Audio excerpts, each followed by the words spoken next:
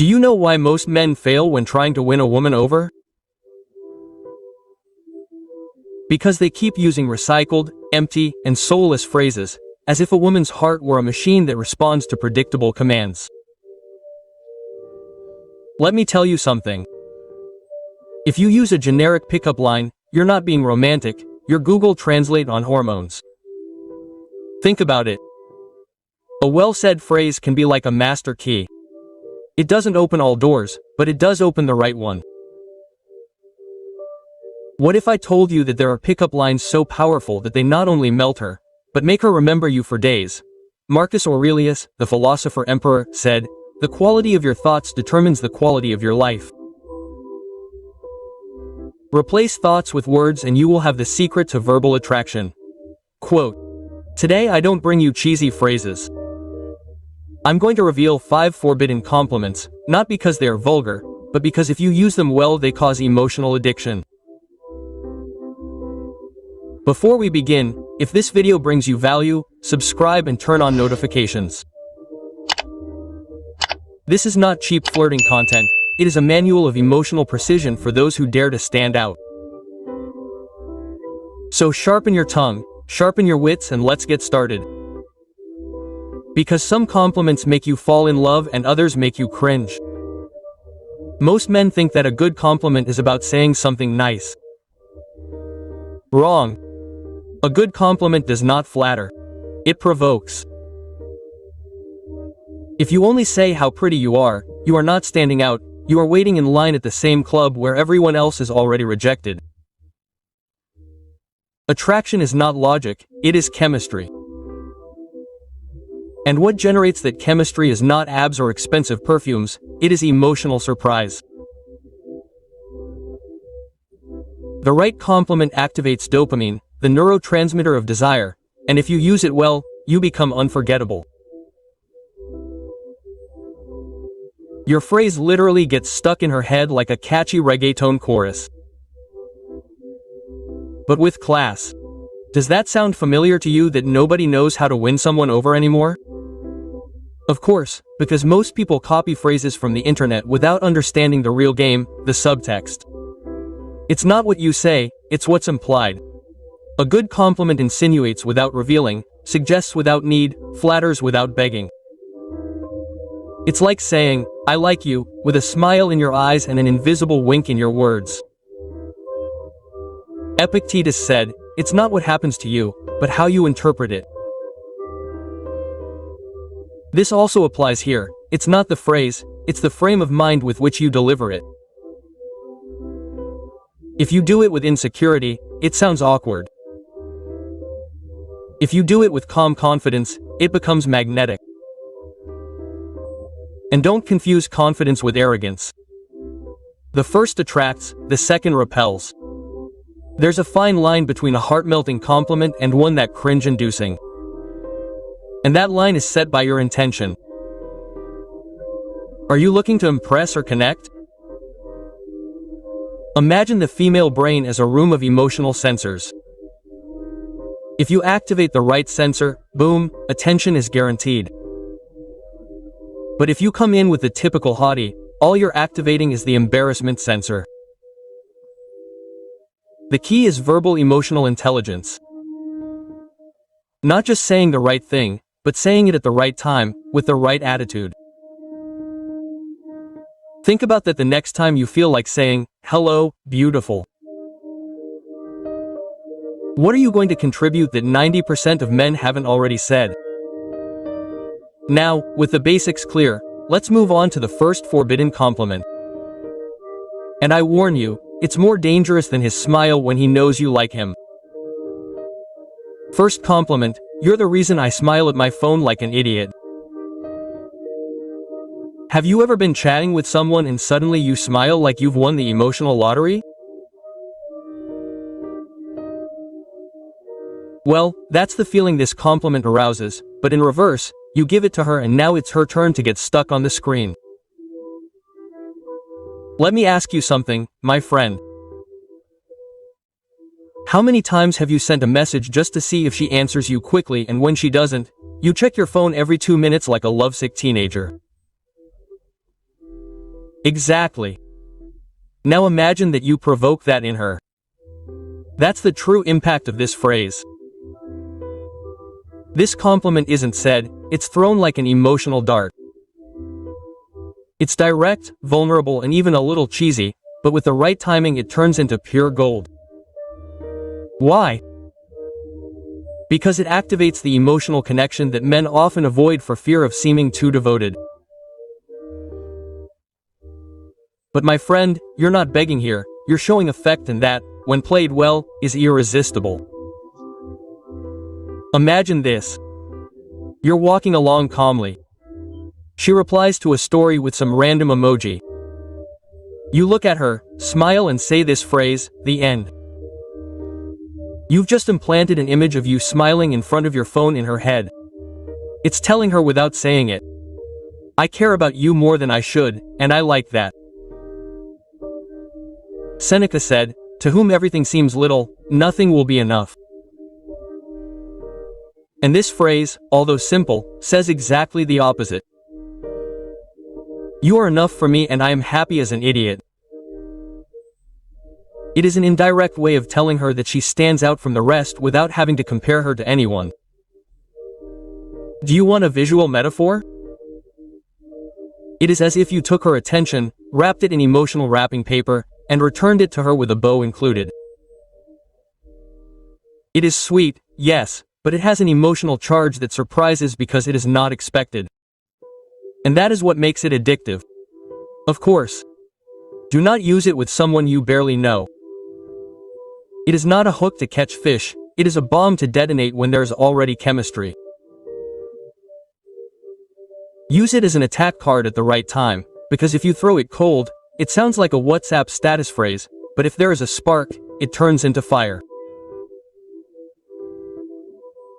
Act with intention, not desperation, because if you smile, she has to know that it is her fault. Second pickup line, your smile should be illegal because it provokes dangerous thoughts. Tell me, what is it about a smile that sometimes disarms you more than cleavage? Easy. A smile is what the soul says when it doesn't want to talk. And when a woman smiles mischievously, bro, you're one step away from losing your mind. Or your focus. This pickup line is a missile disguised as a compliment. It's not vulgar, but it's double-edged.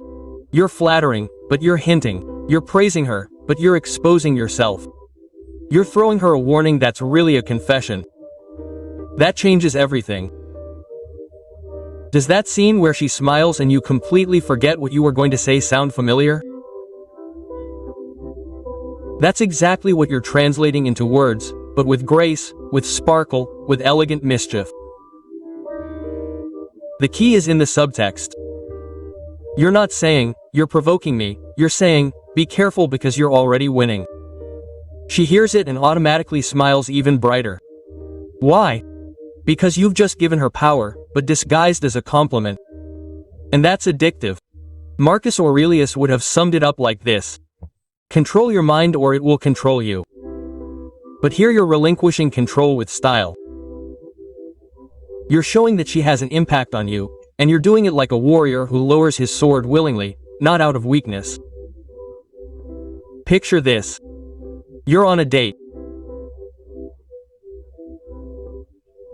She says something funny, she laughs, and you keep your gaze steady, letting her enjoy her moment, and just when the silence starts to feel a little uncomfortable, you let it go, your tone calm, your smile faint, your emotional punch. There you go, metaphor? This pickup line is like a martini, and well poured, elegant, but with a delayed effect. She smiles now, but she thinks of you later, not because of the line itself, but because of how it made her feel. Just don't say it like it's your signature line. It's not a circus act. It's a sincere observation with a touch of sarcasm. If it feels like you practiced it in front of a mirror, it dies. But if it flows naturally, it becomes unforgettable. And best of all, the phrase creates a mental image in her. Dangerous thoughts, you said. What kind of thoughts? You didn't explain it, you left it open. And everything that's left open, The mind fills with desire, with curiosity, with intrigue. So you know, the next time a smile distracts you, return it with style and watch what happens. Third compliment, you have something on your face. My next obsession. There are phrases that don't need an introduction, just an attitude. This is one of them. In theory, it's an observation. In practice, it's a high-voltage provocation because you're telling her that she's become your official distraction and you do it without asking permission. Does that sound familiar to you about staying up and watching an Instagram story longer than necessary?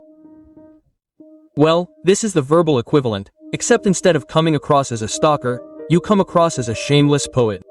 Which isn't the same thing, but it's similar. With this phrase, you're not trying to be liked, you're trying to leave an impression. Yes, it's absurd, but that's where its magic lies because it combines the visual with the emotional. You tell her she has something on her face, which sets her off, but then you shatter that expectation with something as unexpected as it is personal. You, obsession, boom.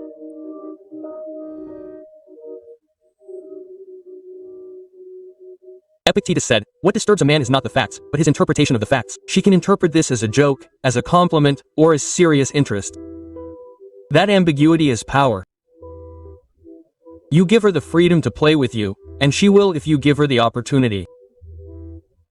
Now, context, don't say it out of the blue.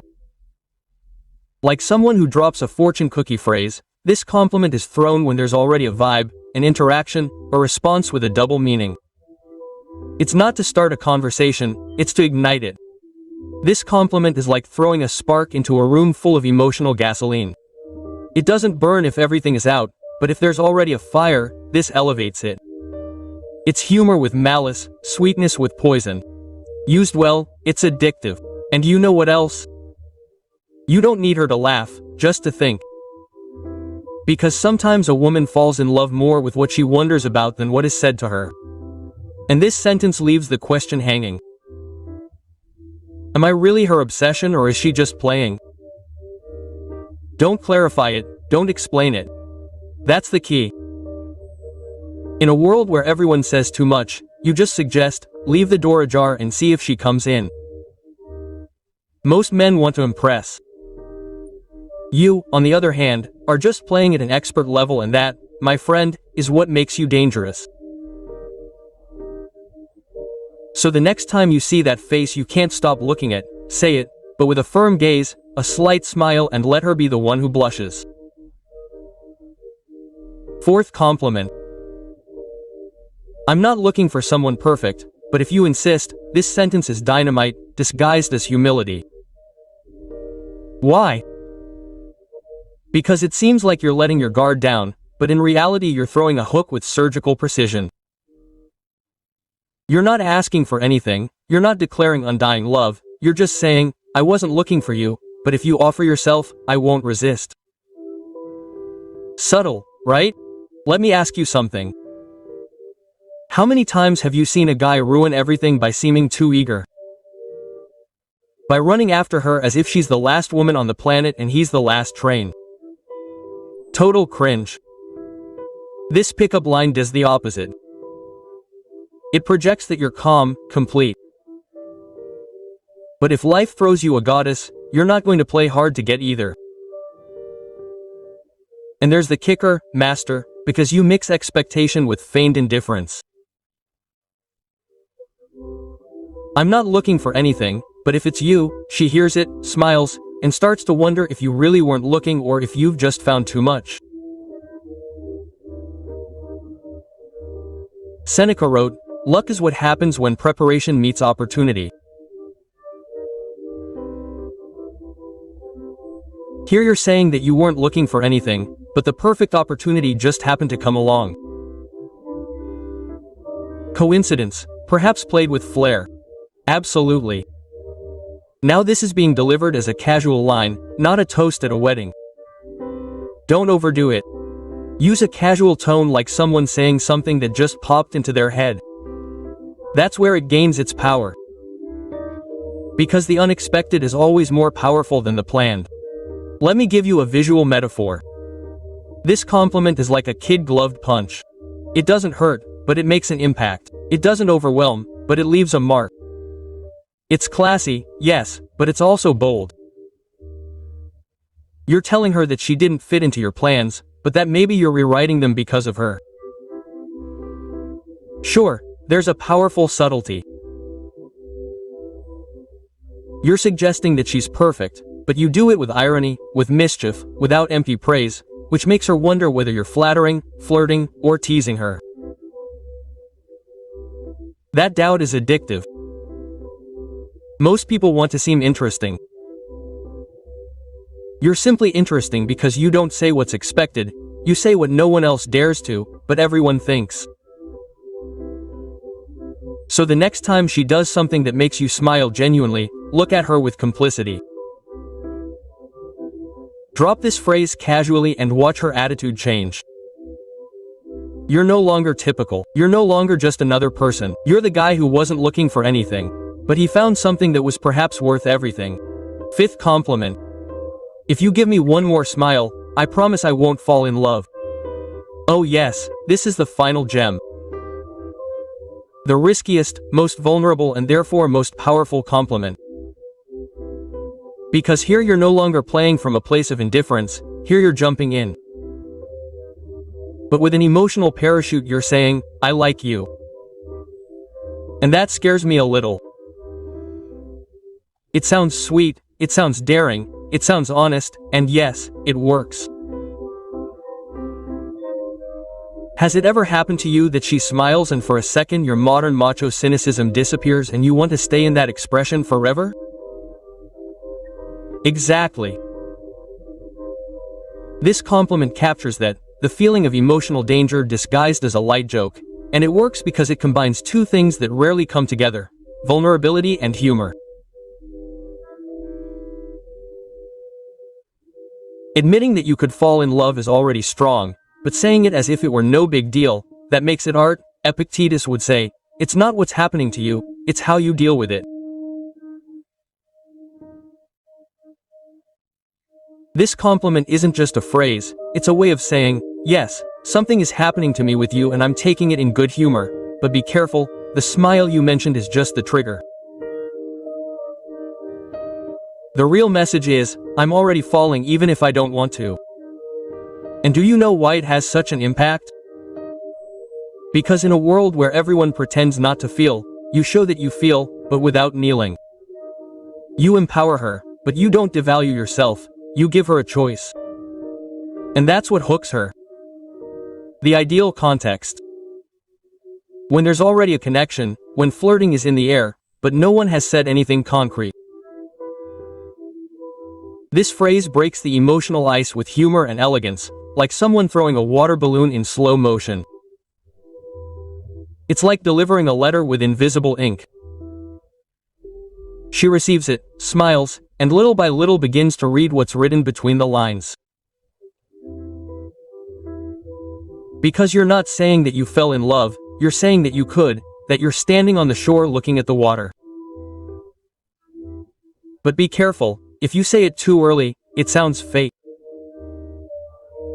If you say it without prior connection, it seems like you'll fall in love with anyone who gives you a smile, and that kills the charm. But if you choose the exact right moment and do it with a steady gaze and a half laugh, this phrase not only gets through, it sticks. So the next time a smile disarms you, don't get serious. Be honest, but with art. And let her know that you're not afraid of love, you just handle it with style. Conclusion. The power of a compliment is not in the words, but in the intention behind them. Today you not only saw 5 phrases that melt women, you saw 5 ways to communicate desire, humor, and emotional intelligence. And that, my friend, is worth more than any line taken from the internet, because what really makes the difference is not saying what they want to hear, but what no one dares to tell them authentically. Maybe now you realize that seducing is not about acting like a leading man in a novel. It's about connecting, playing with language like someone who writes poetry with a gun under their jacket. Being direct, yes, but also fun, unexpected, and emotionally aware. And that is not learned by memorizing phrases. It is lived, practiced, and felt. Now tell me, which of these 5 compliments would you dare to use first? Leave it in the comments with the fire emoji so I know you made it this far and are ready to play in another league. And if this video gave you value, you know what to do. Subscribe, turn on notifications, and join this community where seduction isn't about acting, it's about being. Every week, I share strategies that not only conquer but also transform the way you communicate. And if you want to keep learning, I recommend watching this other video where I show you how to start a conversation with any woman without sounding like everyone else. It will completely change your approach. Remember this, you're not competing with others, you're competing with the mediocre version of yourself. Break away from that, improve your game, and do it with style, humor, and sense. See you in the next video.